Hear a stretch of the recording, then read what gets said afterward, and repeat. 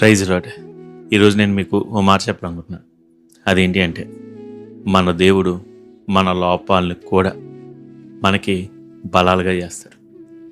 అవును, మీ శ్రమల్ని, మీలో ఉన్న ఆ బలహీనతల్ని, వీటన్నిటినీ దేవుడు సాక్ష్యాలుగా మార్చుతాడు.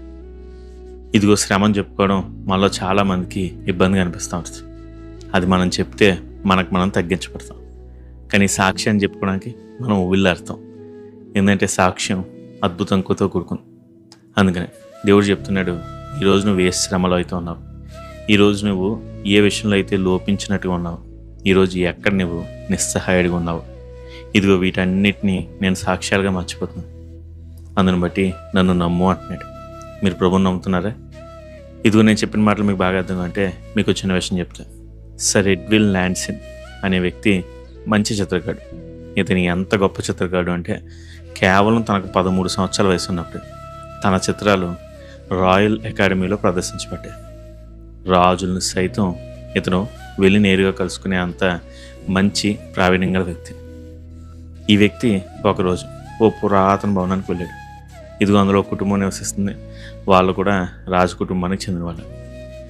ఆ బిల్డింగ్ చాలా పురాతనమైనది, చాలా గొప్పది. ఇదిగో అతను అలా వెళ్ళగానే అక్కడ ఉన్న పని మనిషి వీళ్ళని సర్వ్ చేద్దామని చెప్పి ఒక షోడా తీసుకొచ్చి ఈయనకి ఇస్తా ఉంటే మెట్ల మీద చూస్తూ ఉండగా ఆ షోడా కింద పడిపోయింది. అది పగలడంతోనే దాంట్లో ఉన్న ఆ షోడా అంతా కూడా గోడ మీద పడిపోయి ఆ గోడ అంతా చండాలం అయిపోయింది. ఆ గోడ మీద పెద్ద మచ్చ ఏర్పడ్డది. చూడడానికి చాలా అసహ్యంగా ఉంది. అది చూసిన అందరూ చాలా బాధపడ్డారు. అందరూ బాధపడుతూ ఉంటే ఎడ్విన్ గారు మాత్రం ఆ గోడనే చూస్తూ ఉన్నారు. ఇదిగో వాళ్ళు అన్నారు, ఎడ్విన్ గారు, సరే ఈ గోడ ఎలాగ అలా అయిపోయింది, సరే ఒకసారి బయటికి రండి, మనం వేరే పని చూద్దామంటే ఆయన అన్నాడంటే, లేదు మీరు బయటికి వెళ్ళండి, నాకు కొద్దిగా సమయం ఇవ్వండి, నేను ఇక్కడే ఉంటాను అన్నాడంట. ఆ కుటుంబ సభ్యులు అన్నారంట, సరే మీకు సమయం కావాలంటే తీసుకొని ఇక్కడే ఉంటానంటే ఇక్కడే ఉండండి అని చెప్పి వాళ్ళు అతను ఒక్కడనే అక్కడ వదిలేసి వాళ్ళ పని చూసుకుంటూ వాళ్ళు వెళ్ళిపోయారు. ఇదిగో ఆ సమయంలో ఎడ్విన్ గారు అక్కడే ఉండిపోయి దాని మీద ఏదో బొగ్గుతో గీయడం మొదలుపెట్టారు. అలా కొన్ని గంటలు అక్కడే కూర్చునిపోయారు.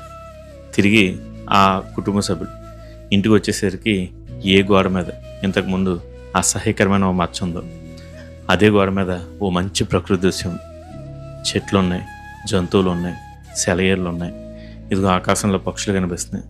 ఒకప్పుడు అదే అసహ్యమైన మచ్చ ఇప్పుడు ఒక అద్భుతమైన పెయింటింగ్లా కనిపిస్తుంది. వాళ్ళు ఆశ్చర్యపోయారు, అసలు ఎలా చేశారో అని అడుగుతున్నారు. ఇదిగో ఎడ్విన్ గారు ఎలా అయితే ఒక మచ్చని అద్భుతమైన పెయింటింగ్గా మార్చారు, దేవుడు కూడా అంతే. మన జీవితంలో మచ్చలాగా మిగిలిపోయిన, ఇదిగో దేవా నా జీవితంలో ఈ అవమానం ఉంది, నా జీవితంలో ఈ బలహీనత ఉంది, నా జీవితంలో ఈ శ్రమ నన్ను పెద్ద మచ్చగా నిలిచిపోయిందయ్యా, నా వల్ల కాడలేదు అంటున్నారా? దేవుడు చెప్తున్నాడు, నేను దాన్ని సాక్ష్యంగా మార్చుతాను, నేను దాన్ని అద్భుతంగా మార్చుతాను. ఇదిగో దీన్ని చూసైతే నువ్వు ఈరోజు అసహ్యపడుతున్నావు, దాన్ని చూసి ప్రజలందరూ నన్ను పొగిడేలా నేను చేసుకుంటా, నా నామ మహిమధ్వే చేస్తానని చెప్తున్నాడు. మరి దేవుని నమ్ముతారా? దేవుని నమ్మండి, దేవునికి మిమ్మల్ని మీరు అప్పగించుకోండి, అద్భుతాలు చూస్తారు. మరి ఎందుకని మీరు నమ్మకూడదు? God bless you. Have a blessed day.